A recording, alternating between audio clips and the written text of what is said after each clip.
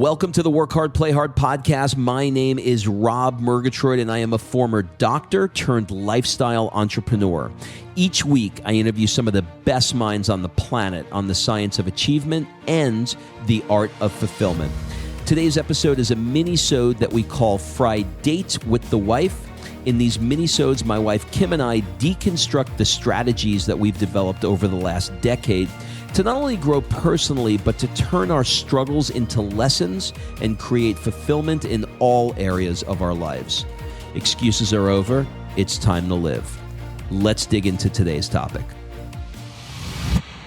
All right, before we jump into this episode, I want to invite you to be considered for my Work Hard, Play Hard Mastermind by completing an application at workhardplayhardmastermind.com. So this mastermind is not like any mastermind you may have been to or heard of, I promise you. This mastermind is for 6 to 7 figure entrepreneurs that are working too damn much and aren't taking the time to have amazing experiences around the world with an incredible tribe of people. So every 100 days or so, I drop you into new experiences that are specifically designed to elevate your thinking, to give you new ideas. Look, you get your best ideas not staring at a computer. And actually, this is the way high-level people really collaborate with each other. They do it over a glass of champagne, watching the sunset in the south of France. So if you are ready to do some fun stuff around the world and really, really want to level up your tribe in one shot, fill out an application at workhardplayhardmastermind.com. We'll jump on a call and we'll see if it's a good fit. All right, let's jump into today's episode. Kimberly Manigot Murgatroyd, how are you? Did you just call me a manicotti by chopping off the ending of the word in Italian? So for those of you that, aren't from Brooklyn? Grew up in New York or, any of those pockets of America where there's second generation Italians, it is very interesting as a newly found Italian citizen, well, not actually citizens, but Italian, a person, resident, thank you, living in Italy. It's very interesting to hear the actual words and the words that we heard growing up. So it is not manigot, it is manicotti. It is not rigot, it is ricotti. No, it's ricotta. Ricotta. So it's not ganole, it's cannoli. Okay? There's a lot of those words. All of them. Yeah, that's another big one. But that's not why we're here. We're not here to talk about brajol. We're here to talk about trust. It is fascinating to us in Italy. Here's what we've learned. We've been here just over a month, maybe 5 weeks-ish, 6 weeks. The trust in this country, like in this community, everything is built on trust, and it's mind-blowing. It's like, well, 2 things. It's trust, and just like The Godfather, it's vouching. You got to have people vouch for you, and it gives trust. And stand up for you, as we wanted to we wanted to share a couple of the things that were mind-blowing to us in the last, I'd say, a few weeks. You want to start? Well, let's start with the apartment. No, I want to start with the horse because I don't even think it's on your list. Horse is a horse. It dawned on me. So, of course. A quick backstory. It was Sophia, our 7-year-old's birthday, and we just moved here. She didn't have any friends. She didn't know anybody, and as parents, you want to have a great birthday party. It's a nice age, right? 7 years old. It's where they start becoming like they get out of that baby thing and they get into like more kid things. So we want to do something special. We wanted her to have a party, and we're like, we don't know anybody. Like we literally got here the week of her birthday. So I looked out and I saw like these horses that are going through the town that we live in. I was like, what? Like a horse and carriage. Horse and carriage. What if we got a horse for her birthday? So a horse ride. We're not buying a horse. Thank you. Autocorrect. She's just going to correct me all the way down. I'm going to have to because we were going to buy her horse for her birthday. So I walked or a 20-minute ride, one or the other. I walked to where the... You're welcome. I walked to where... Does anybody have an autocorrect wife? I know, I'm just playing. Just hashtag autocorrect on Instagram and just let me know if your wife autocorrects you too. Great. Does anybody have a husband who speaks completely inaccurate sentences? that needs an autocorrect. Hey, everybody, welcome to the show. On this episode, we're going to be talking about a horse and carriage ride. So anyway, I walked over to the guy and I said, hey, look, it's my daughter's birthday. I spoke in my broken Italian, his broken English. And I said, it's my daughter's birthday and I'd love to see if there's a way that I can have you pick her up outside of our house at 4:00 and surprise her with a carriage. And he sort of like looked me up and down. I did not come to him through a source. I'm just a random guy that walked up to him. And he took his index finger and he put it below his eye and he slowly made a downward motion, as in, like I'm watching you. And he said, I'll be there at 4:00. And I knew exactly what he meant. And I got clarification from some other Italians. And the word is, what he was doing was look in my eye and tell me that if I bring my horse and carriage to your house at 4:00, that you will be there and I'm not going to be wasting my time. That was his way of saying it. And I learned that very quickly that he didn't know me, so he had to do the I thing because I didn't come to him from Tony the Butcher who referred me to him, and he didn't. He made a blink. He made a judgment call. He made a judgment call in the moment.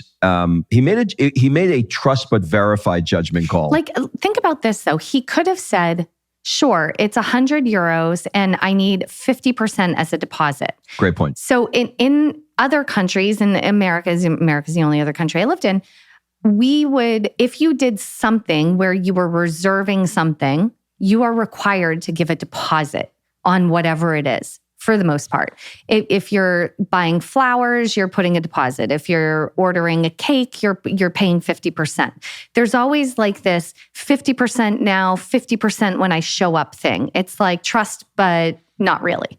It's like if you're hedging your bets, you're cutting your losses, you're mitigating potential downsides. But that doesn't happen here. No. But here he could have said, it's $100, give me 50 now and I'll 50 when I get there. And then there's mutual trust, right? There's mutual, like you both have skin in the game. But this was nothing. This is the first one. Okay, what's another one? But that was that. And then we go to, we need to rent an apartment. We're in a temporary apartment here and we need a real one. So I can't tell you how difficult it is to rent an apartment here. It is not easy, one. Two, Rob and I are like on the show House Hunters International, basically, because we have a list of things where we watch, if you haven't watched the show, typically, there's a couple in a foreign country that goes to a real estate agent and says, I want 17 bedrooms, a maid, a terrace, a garden. And the agent goes, this sounds amazing. How much do you want to pay? And they're like 900 euros. It's something completely ridiculous. Their laundry list versus what they're willing to afford and are willing to pay. And so Rob and I have this list. We want a minimum of 3 bedrooms. We want more than 1 bathroom. We want it updated, but not like looking like a spaceship. We want it to still be Italian charming. And we want a really big terrace with an amazing view. Okay, that is not easy to find as a foreigner. It's a unicorn here as a foreigner because there's not many. I mean, there's a lot of terraced properties, but these properties are handed down 100, 200, 300 years. These properties have been in families forever. And so finding that property is really difficult. And you couple it with the fact that the way the Italian laws here are for renters, they basically can't kick you out. We have friends that have owned houses here, Italian friends, and had renters in them, and the renters stopped paying. And it was like 2.5 years before they could finally get the courts to actually get the people out of the house with no recourse of getting the money. There's no 90 days if you don't pay, we're going to put your shit on the street. That doesn't exist here. It can go on for 2 years. You could literally make a plea to the archdiocese and say, I can't afford. And not only can it go on for 2 years, the only way you can get them out is if you pay them to move into another place, to help them to get into another place. Yes, you heard that right. If they didn't pay your rent for 2 years, you have to give them money to get out into a new place. It is bizarre. It is bizarre, and it is very, very, very one way towards the renter. So as you can imagine, people with these incredible properties, why would they rent them? Why they don't want to give them up to just any hoo-ha that comes into town from Los Angeles that's like, hey, we're really looking for a place on a terrace. You know, they're not really down for that. So trust is important. And so what we had, I'm not kidding. How many real estate agents did you have working? I had 10 real estate agents I was working with simultaneously. Okay, but 9 of them we found on the internet. One of them was a dad at Sophia's school. Rob became friends with. Rob told him, we're looking for a place. He said, hey, I have this agent. I'm going to connect you with her. This man has bought a couple of properties with this agent, so the agent knows him well. Trusted him. He vouched, I'm going to be very godfather, vouched for Rob by making the connection with the agent, because you don't do that here. Unless you know and trust the person, you're not connecting them. Because everything here is, this is Robert, the friend of Piero. This is Kimberly, the wife of Robert, who's the friend of Piero. They connect everything here to what they know. And it's funny, our side note, we're doing an art history tour every week with a tour guide, Lauren, and she's great. But when she goes to the doctor is family friends of her boyfriend. And so they'll say, this is the girlfriend, this is so-and-so's girlfriend. They don't refer to her by name. So everything is for years. For years. And so everything is who you're known through and how you're connected. And so this man at the school connected Rob to the real estate agent, vouched for him, unofficially vouched for him. The real estate agent happened to know a guy that had a house with a rooftop that he does rent. It wasn't in the MLS. It wasn't even up for rent. There's people living in it.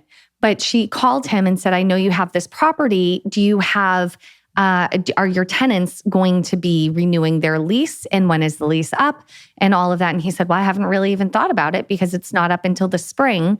But if you have someone that's interested, okay. And so he opened the doors, let us view the property, and he reached out to the tenant and asked when they're leaving. Long story short, they're leaving in June. And so, yes, we have to wait until June to move into this apartment that checks all the boxes. But here's the thing with the apartment. It's not cheap, okay? It's not an inexpensive place. We're basically living inside the Duomo. We have the most magnificent view. The property's been in his family for hundreds of years, or a couple hundred years maybe. This isn't a cheap place. There was no credit check. There was no application. When we moved into our house in California, we literally, to even apply for the house, we had to do a background check, a credit check, and we had to write an essay about our family, why we wanted to live there, including the dog and the daughter that was an adult. We had to write an essay about everyone in our family so they could make a decision on who to rent to. Here, it was a one meeting, a couple of words, and vouching. I think the real estate agent, your friend Piero vouched for you with the real estate agent vouched for you with the guy because she's known him for a while. And that's how we got the apartment. Now, if you think about it too, the way it worked was when we signed the contract, to your point, look, if we didn't pay the rent, he couldn't get us out and he'd be out a shit ton of money for 2 years and a lot of headaches. So it would certainly make sense to my American brain to make, and oh, by the way, he's a lawyer. And his father's a lawyer, okay? And they live in the building, okay? So it's not like they are naive. Well, their law offices in the building. They're law offices. But it's but it's not like they are naive to protecting themselves. They're attorneys. So when we met them, he didn't even ask what we did for a living. It was nothing. When we met them, where we're living now. We have a beautiful rooftop. We met them on the rooftop, and our signing of the lease, the conversation was 99.9% chit-chat about Florence and Florentine history and his children and where they go horseback riding and everything related to that. And then it was in the last 2 minutes, all right, let's get down to it. Sign here, sign here, sign here. Hey, here's my number on WhatsApp. Let's connect. Let's talk about the kids, maybe getting together and going horseback riding, because he has a 7-year-old kid as well. And it was the bulk of the conversation had nothing to do with the legality of it and had everything to do with, I want to get to know you guys. So let me learn more about you. And then we learned he's writing and he's written novels before. And so I laugh because every conversation I have, that whenever I'm doing anything that, I don't know, I don't want to say business, because I'm not really doing business here, but any conversation that I have with somebody where we're going to have a meeting, I don't care what it is. Okay, I'll give you a great example. I went to get my haircut. And when I went to get my haircut, the haircutter was like, let's sit down and have coffee. Like, it's all about, I want to sit down and get to know you. To your point of the way, it's all coming together for me now. The way that they can make a recommendation to say, hey, you are the friend of so-and-so. The only way they can do that is if they know you. Yes. So the effort is put into, I want to know you. I want to know what you stand for, so I can make a judgment about whether or not we're going to be friends, about whether or not I can refer you to other people. Because if I have coffee with you and I don't like you, I'm not going to refer anybody to you. So that's the thing. So Rob, okay, another great example. Talk about your tailor. Okay. So I went out and I went to my tailor. I'm saying my tailor. How did you get connected with the tailor? Because this is important. You didn't just pull him out of the yellow pages. So the way I got the tailor is we bought a pair of shoes. The guy we bought a pair of shoes from recommended the tailor. I went to the tailor. So he came from, somebody that was recommended. And you walked into the tailor and you said, Mattia sent me. Mattia sent me. And he's like, oh, okay. I know exactly who he is. So I went in and he did his tailoring thing. And I said, so, when will they be ready? He said, it'll probably be ready sometime next week. And he said, well, where do you live? And I told him the street that we live on. And he said, oh, which building? And I told him which building. He goes, oh, okay, that's beautiful over there. Nice. So 3 days goes by and I get a call from the concierge in our building and says, hey, I've got your tailoring here. And I said, you got my tailoring? What do you mean? He said, I don't know. I put it in your, he WhatsApped me. He said, I don't know. I put it in your apartment. So when I came home, all the alterations that I had him do were sitting in a bag in my apartment. And I was like, what? I didn't even pay him. How does he even know where I live? I'm really confused right now. Like, why are these clothes in my house? Because you were supposed to go pay him and pick him up. I have a ticket. Why? I don't understand that. So, I went back and I was like, hey, how you doing? He said, oh, I was going out of town. I just figured I got them done early and I was going out of town. I figured I'd drop them off to you. So you had them for the weekend. So you had them for the weekend. And I was like, I didn't even pay you. He said, that's fine. You just pay me when you pay me. And I was like, are you like, I felt so uncomfortable that I didn't pay. I was like, here. He goes, no, don't, you're fine. Don't, like, you're good. Don't worry about it.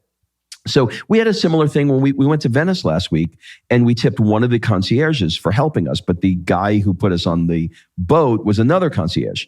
And so I got onto the water taxi, and I said, Kim, did you tip? She goes, well, I tipped the other guy, but the guy who's here now, I didn't tip him. I'm like, oh, we got to tip. I don't want to leave here, have him think, oh my God, these guys are leaving without tipping. I got off the boat. The boat's waiting to leave. I jumped off. I ran in. The guy looks at me like, well, what's going on? Is everything okay? I was like, we tip you? He said, no, you tipped the other guy. You're fine.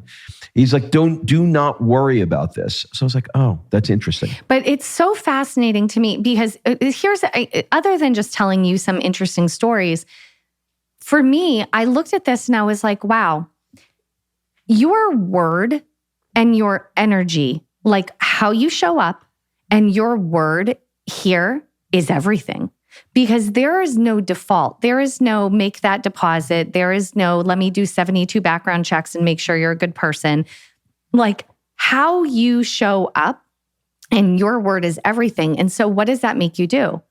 It makes you show up and always be impeccable with your word. Well, there's two things, right? Thing number one is the moment we don't pay the rent and we miss a payment for whatever the reason, if that were to happen, I know based on how things work here, it would be 1 second that our reputation would be damaged and we would not get the treatments that we get now. So if I have anything that I need from the guy who owns this house, anything at all, he's going to do it because we've been impeccable with our word and he trusts us. And we trust him. But if I violate that in any way, I feel like I want to be, I feel like they would shame me publicly in the town square. We would go to the square where they used to do the spankings. By the way, they literally used to do spankings. But that's my point. So that is my point. So they did spankings in one of the squares, and this particular square now has like leather stores, like little carts. But it used to be all the bankers. So you think the Medici bankers, right? And all the other bankers, all the tables were set up. You could go in, you could borrow money and you could pay your debts. And people that didn't pay their debts, they literally used to bend them over, bare butt, in the middle of where all these bankers were and publicly spank them as humiliation. That's probably why there's leather there now, because now they're, Oh my God, please. So, but think about that though. What was you were borrowing money based on what their blink was of you and your word. And that is what was worth everything here. I'll give you another example. There's a church here that I think it's called the 12 Good Men or some version of that in Italian. And the way the story goes that we were told, there's 2 offerings. There's 2 little slots. Slot on the left is if you have fallen on hard times and you need assistance, you write a letter, explain your case, and you put it in the slot. On the other side, if you are blessed and you have extra income that you can help the community, you make a donation. And this has been going on for 400 years.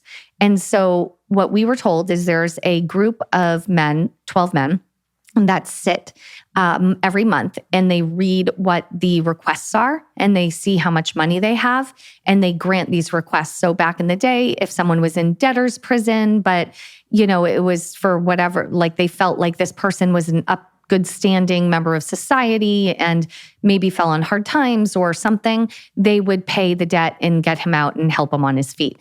Like they would make these decisions based on what? Who you are, how you show up, and if you're trustworthy, because they want to help people that are in turn going to also have that reciprocity of coming back. I think that's really important. So here, it's like when I look at what this is in our businesses, in our previous lives, there are so many contracts and legalities and things like someone's word is no longer important. As not as important as the contract, right? So it's like we can make an agreement, but the word of the person isn't valued. It's whatever was written in that contract. Yeah, and I think what it does is it makes you not try and be scammy in any way because you know that you're so open. It's almost the word visceral is popping in my mind. It's like you're so open that the exposed maybe is a better word. Yeah. That everybody, like you're not going to not do what you say you're going to do because you know that there's shame. That's the word. There's shame. There's shame because if you don't pay that tailor, he's going to tell Mattia, where you bought the shoes, is going to be like, dude, I sent you my tailor. You didn't pay the tailor. It's a ripple effect. And then Mattia is going to tell the next, he's never going to give you another recommendation for anything. And he's never going to make another connection for you. Everything, and this is what's so funny to me, and I keep bringing it back to The Godfather, jokingly. I'm not like making light of the mafia, but everything here is a connection. It's a connection of a connection of a connection. And like even the restaurants, like, and the best restaurant recommendations we're getting here are from people that work in restaurants because we want the local hole-in-the-wall spot. We don't want the touristy place. We want the local where they love to eat. And so even that recommendation is being paid forward and people will say, how did you find this restaurant? And we'll say, oh, from so-and-so. Well, if we had walked in and we were an a-hole, right, it wouldn't have worked out. like they would have went back to their friend and said, why you recommended this American guy with the hair and he came in here and was such an a-hole. Like they would never give you a recommendation again. So the Italian credit check is your reputation. Yeah. And if you don't have a reputation, you lean on the reputation of someone else. Yeah. Until you build a reputation. That's really All right, good. one more. You got one more? Packages. It doesn't matter. So we're wondering here's how the mail works here. If you get a package in the mail, if you're not home, they ring the bell. If you're not home, it goes to Italian Post. And then God knows what happens to it. It's in the pit of the Italian post office. You can never find it again. And so right now where we live, we have a doorman. And so the doorman accepts all of our packages. So we don't have this problem. But where we're moving to, we're like, we don't know what to do. So we asked the owner of the apartment what he does. And he said, well, you're always welcome to send it to my law office. And so if you Amazon or something or send a package, they usually say delivery instructions. He said, what I do is I put, if no one answers, please leave it at the store next door. And so there's a man at let's call it a convenience store that will accept our packages. That level of trust. Yeah, I was like, well, so how do we do it? He said, I'll just introduce you to the man. He's like, I'll just introduce you to the man. I was like, okay, we got it. So what I wrote down, similar to what you just said, is your word is your currency. Love that. We can end on that note. That was really... If everybody applied that in their life today, how you show up, your energy and your word is your currency. If every single person applied that in their life, the world would shift and be a much better place. No credit check required. And I'm sure that you're probably looking and you're probably going, well, the Italian system is bankrupt and they have all these problems. I got to tell you, they are not emotionally bankrupt. Their heart is full, and maybe it is inefficient, maybe it is ineffective, and maybe there's been all sorts of problems as a result of it. But I'll tell you, I really like the way that they're doing it. That's it, everybody. We'll see you next week. Bye-bye. All right. Thanks for listening. If you love this episode and you know someone that needs some help in either stepping up their work hard game or their play hard game, it would mean the world to me if you shared this podcast with them to help me get this movement out there. So if you like what you heard, head on over to iTunes, take 30 seconds and leave me a 5-star review, and I will be forever grateful. So until the next episode, excuses are over. It's time to live.